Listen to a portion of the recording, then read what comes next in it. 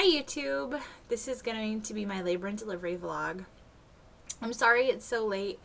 I had my mom stay with me and she left today, and I don't like doing vlogs in front of people yet, so I waited until she left. I just want to say thank you to everyone who kind of was there with me during my labor through Justin TV. That was really awesome, and I'm so happy to be able to share the experience with you. And if you didn't see it and you're just kind of curious and bored, it's kind of long, but I uploaded it onto my YouTube the last 2 hours of my labor, which the whole thing was 36 hours, so yeah. But anyway, so I will just start off with Monday, the 25th. April 25th. I was scheduled at 11 o'clock for my ECV, which is the external cephalic version, and that's where they turn the baby because he was breech. And I did post a video of that if you're curious as to what that is or you just want to see it. It was a little painful, but not I mean, it was more uncomfortable than painful, I should say. It didn't actually really hurt. There was one time where I kind of maybe said ow or something, and that was because they had gel on my belly and she didn't I think she didn't have gloves on. It was just her hands, and she was trying to push the baby further down than where the gel was, and it was kind of, it just felt like an Indian burn, skin against skin, really that burning feeling. That hurt worse than anything else. So if you see the video and I look like I'm in pain, it's probably at that point where she was giving me an Indian burn on my belly. But anyway, so that was successful, and apparently that doesn't happen very often. They say that the rate is 50 or 60% successful, but I had a nurse who said that she had seen over 20 of them, and I was the first successful one she had seen, and she'd been working there for 9 years. So, to me that doesn't sound like 60%, but whatever. It worked for me, and I am just ecstatic that it did, because I didn't want a C-section.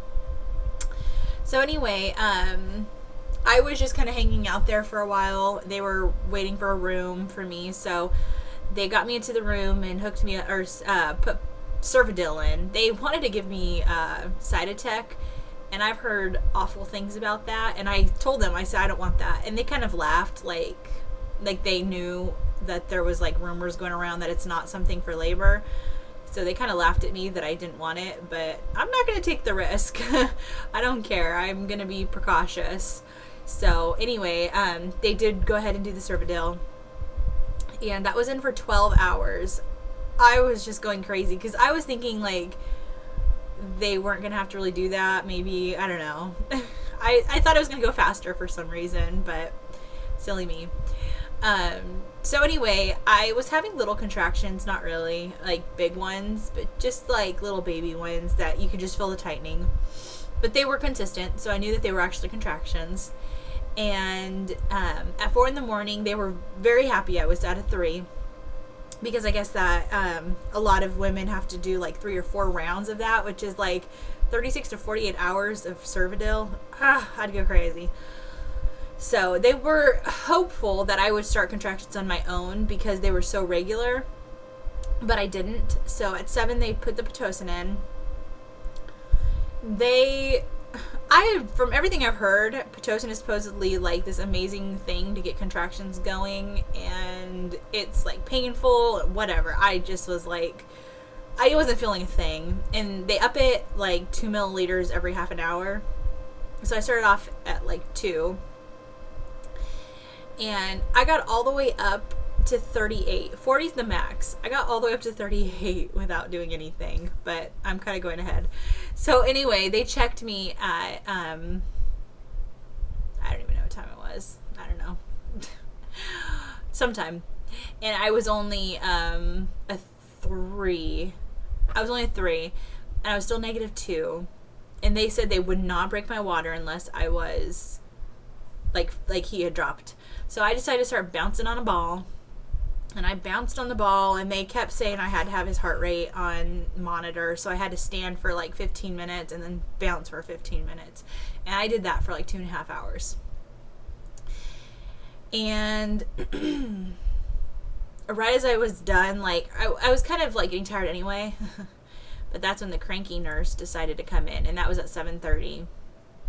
She was like the crankiest nurse I've ever met. Everyone up until that point was amazing. And she just walked in like with attitude all over her face. And I was just thinking, this sucks. Like that, I have her. Anyway, she's like, I need to monitor you. So you have to get up on the bed. I was like, okay, I was planning on it anyway, but okay. So I hopped up on the bed, and I didn't want to make her any more mad at me. So I didn't go back on the ball. They checked me at like, I don't even know, like 8 or 9 or something. And I was 4 centimeters, which was better, but still -2.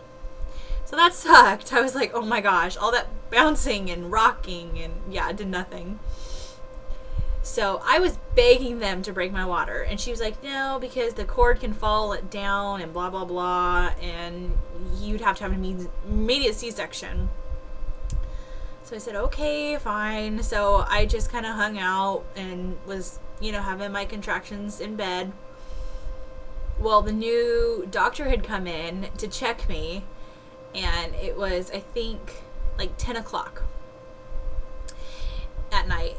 On the 26th, which was my birthday, by the way, and I wanted him before midnight. And I was just like, this is not going to happen unless they break my water. So she checked me, and I was like, can I have my water broken? And she's like, yeah, that's no problem. And I was like, oh my gosh, because I hadn't changed at all. I was still 4, still 75% of face, or 90% of face, I think. And he was still -2.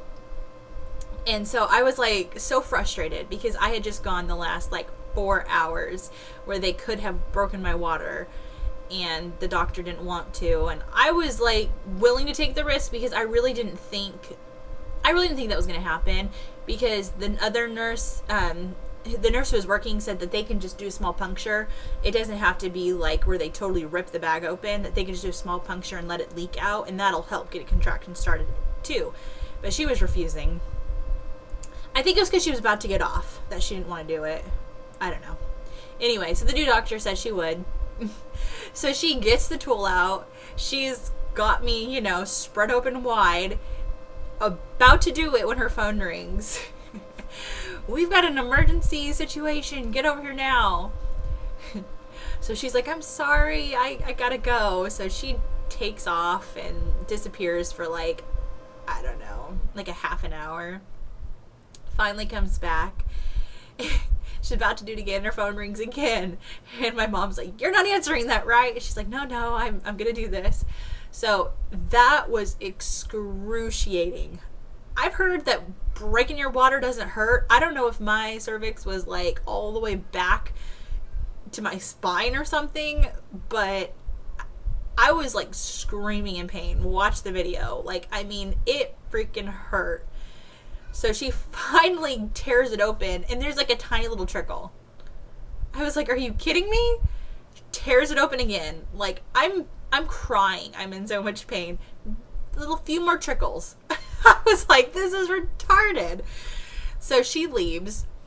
Yeah. Very first contraction after that happened. Holy cow. They also were supposed to turn down the Pitocin. They didn't, because they said it would be too strong with the Pitocin that high at full strength and breaking my water. So they were going to turn it down to half. They left it all the way up. They forgot about me, apparently. And I'm sorry if this is really long. I don't have a time clock, so I'm just talking. Anyway, so I was just like, oh my gosh, I'm only at a 4. She said, I'll call you a 5 when she broke my water. I was like, I'll call you a 5. That means I'm like a 4.5. So anyway, she leaves, and I have my first contraction. I was like screaming in pain. It hurt so bad. Like, I mean, I went totally natural with my first son, and like 3 of the last contractions were like, I can't do this, I give me something, and you know, I made it through those last 3 contractions, but I knew I was at like an 8.5, so I knew I was almost done. Yeah, I was at a 5. I was like, I can't do this, I cannot do this for another 12 hours with this much pain. I'm sorry, I've already been laboring for 32 hours. I'm screwed. I can't continue at this. And I wanted to do it naturally so bad, but I couldn't. I mean, I was screaming. I was crying. It was awful. And I know my mom felt bad for me because I was just crying severely. So I finally said, please, I want an epidural. Give me the damn epidural. So the nurse comes in, you can't have anything but an epidural. And I was like, that's what I'm asking for. I don't want any, like, IV meds. Just give me the epidural. The anesthesiologist was in there within, like, a minute. And they said, oh, well, an epidural will take too long. You're almost there. Because they checked me and I was an 8. And I was like, I don't care if I'm an 8. I want the epidural. And they said, well, we'll give you a spinal. And that'll be quick, and it'll only last for about 3 hours. So if you don't have the baby within 3 hours, you won't have any kind of medicine anymore. I was like, that's fine. Just give it to me. It took, well, the intern is the one who started doing it. He couldn't get it right. He poked me like 4 times. He couldn't get it right. So the main guy had to finally step in. All while having these excruciating contractions. I had to like sit still. I was like, yeah, right, you try sit still. And I kept yelling, what the heck are you guys doing? Why is it taking so long? I kept yelling at them. Yeah. All while like squeezing the heck out of the mean nurse, but she totally deserved. Anyway, after 20 minutes, they finally got the spinal thing working, and so I laid back, and I think it was like 11:20 at that point. I was like, oh my gosh, like, I'm not going to make it. There's no way I'm going to be able to push the baby out in time for him to be born on my birthday. Well, while they were doing the spinal, I kept feeling pressure. Like, I seriously, like I felt like I had a poo. I really did. And I was afraid that really wasn't, like, the sensation that I was supposed to be feeling, and that maybe I was, because I've heard people say that they feel the need to push, but they're only, like, an 8 or 9, so they have to, like, wait. So I was kind of afraid that was going to be me, and they weren't going to let me push. So I just sat there and didn't say anything to anybody, because I just wanted to be free of pain at that point. And so, like 10 minutes after the spinal thing was in and I was laying flat, I was like, Mom, I'm feeling a lot of pressure. Every time I have a contraction, I'm feeling pressure. And she's like, well, should I call someone? I was like, well, let's just hold on. Let's just wait a little while. I don't feel pain anyway, so let's just wait. So we did that for like 20 more minutes, and I was like, I'm really feeling pressure. I think you need to get someone. And my nurse comes in, the cranky one. She's like, well, what kind of pressure are you feeling? Is it every contraction? Like, you know, when did this start?